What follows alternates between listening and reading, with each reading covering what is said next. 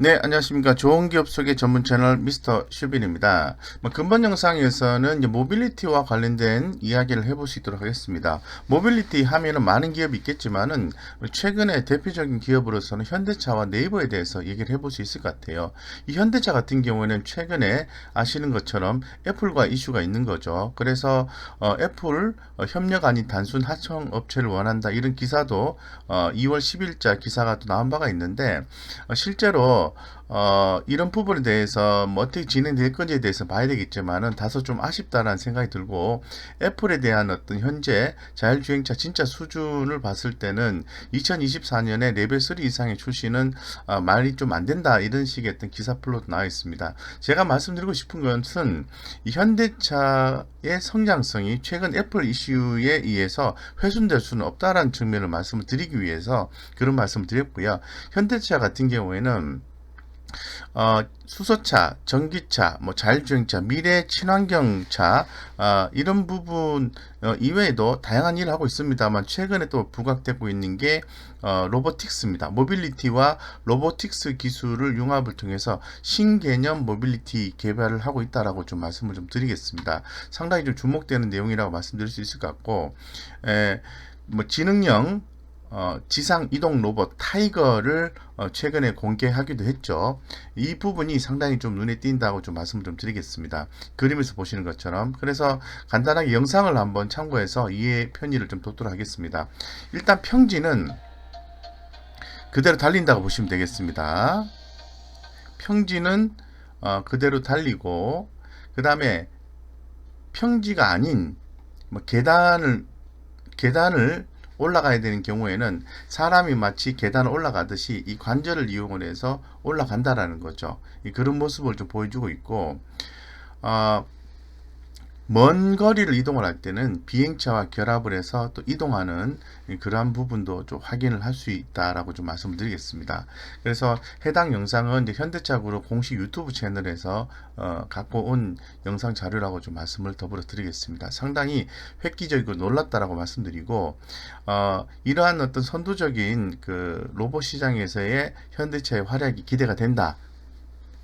이렇게 말씀을 드리겠습니다. 그래서 이렇게 좀 말씀을 드리고 지금 현대차가 사실 이 로봇과 관련된 기술에 대해서 주목받기 시작한 것은 기존에 이제 보스턴 다이나믹사를 인수를 했기 때문에 그렇다 이렇게 말씀드리겠습니다.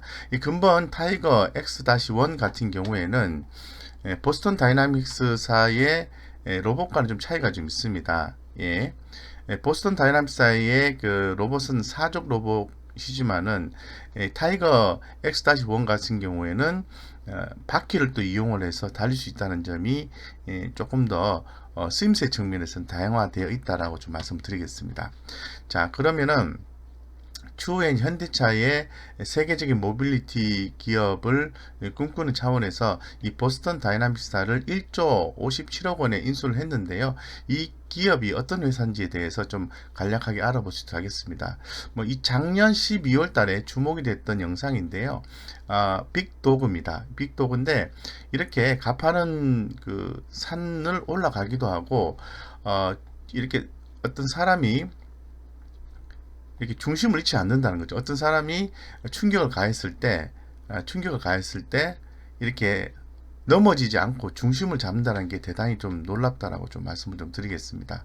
예, 그리고 더불어서 이렇게 미끄러운 길도 이렇게 넘어지지 않고 올라간다는 게 대단하다 이런 생각이 듭니다. 앞으로 미래 사회는 진짜 영화에서 나오는 것처럼 길거리에 로봇이 많이 또 이렇게 보행을 또 할 수 있을 것 같다는 생각을 또 가져봅니다.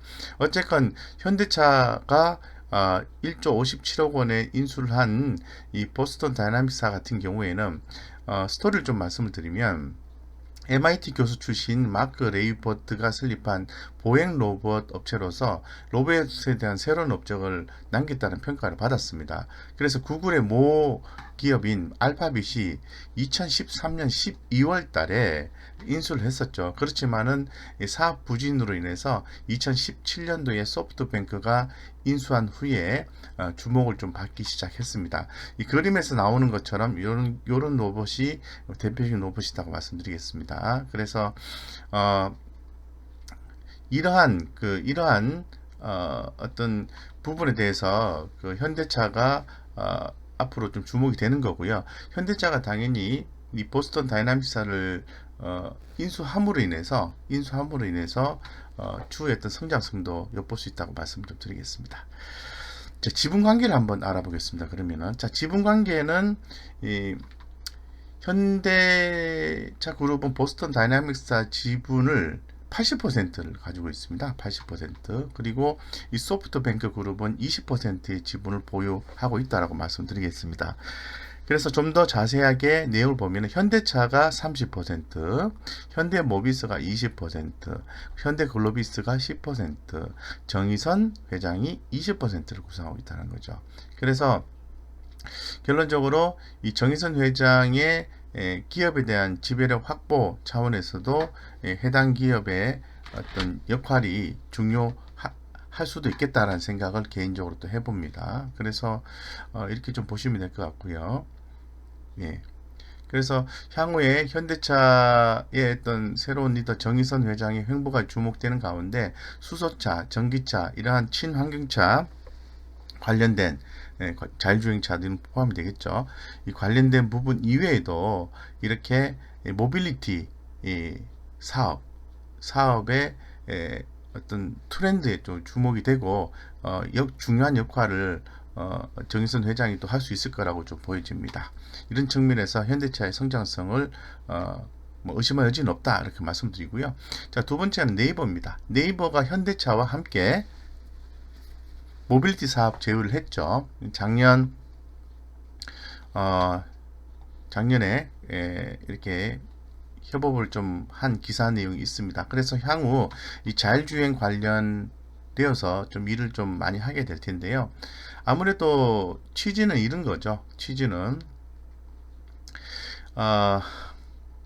네. 자, 여기 취지는 이런 부분이 있습니다.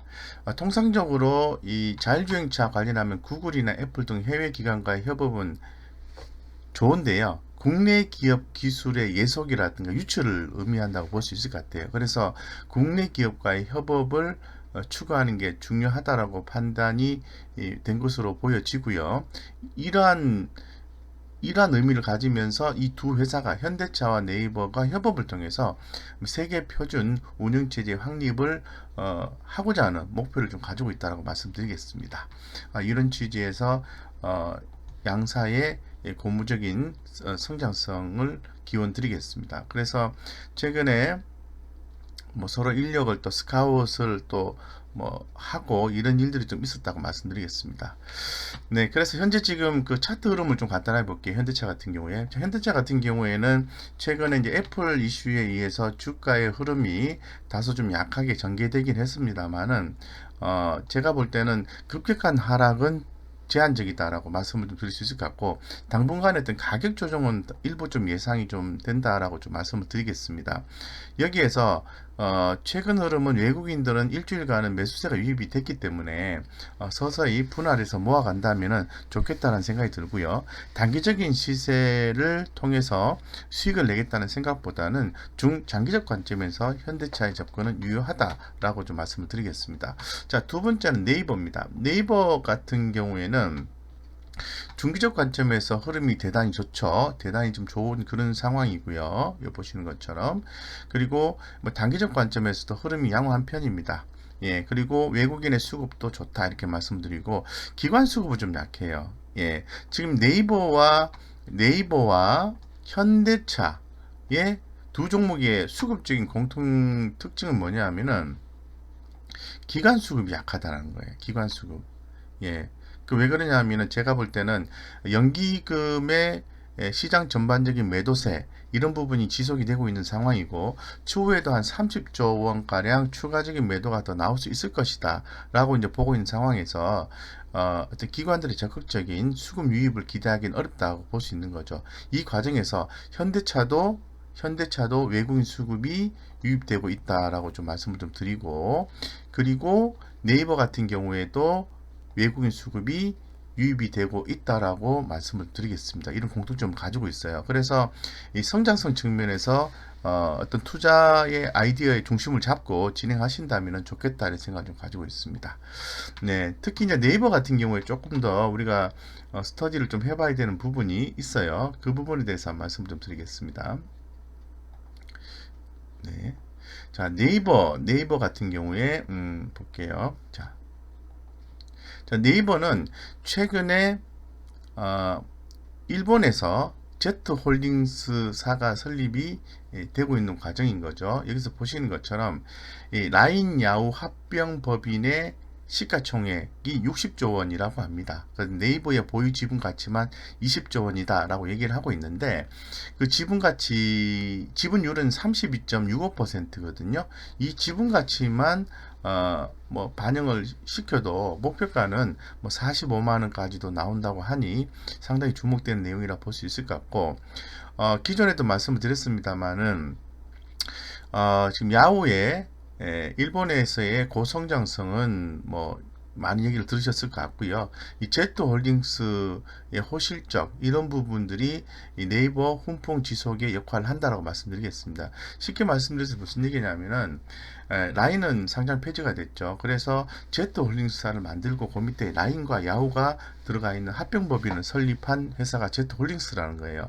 이 회사의 성장성이 있고 이 성장성이 네이버에 반영이 된다면 네이버의 추가적인 상승률은 더 있다 이렇게 좀 해석이 되는 거죠. 이런 부분을 더 반영을 했었을 때 네이버의 추후의 주가 상승 여력은 충분히 있다. 만약에 이제 가격 조정이 나오게 된다면은 이거는 매수의 기회다라고 좀 말씀드리겠습니다. 해서 이상 전반적으로 좀 내용을 좀 말씀드렸는데요. 오늘 말씀드린 내용은 핵심적인 투자 키워드는 모빌리티입니다. 모빌리티. 예. 그래서 모빌리티는 현대차 뿐만 아니라 다른 뭐 기업도 다 하고 있는 거죠. 그런데 최근에 이 로봇이 현대차의 변신 로봇이 첫 번째 공개가 되면서 이 모빌리티 이런 사업에 대해서 관심이 좀 더 부각됐다는 측면을 한 번 더 강조를 드리고요. 이러한 모빌리티 사업을 함께하고 있는 네이버도 엮어서 한번 투자 포인트를 말씀드렸습니다. 결론적으로 좋은 기업 현대차, 기아차의 성장성은 의심할 수가 없고 주가 조정 시마다 모아서 중장기적으로 투자를 한다면 좋은 성과가 있을 가능성이 대단히 높다라고 말씀을 드리면서 마무리를 짓겠습니다. 우리 구독자님들과 우리 개인 투자자분들의 성공 투자를 기원 드리겠습니다.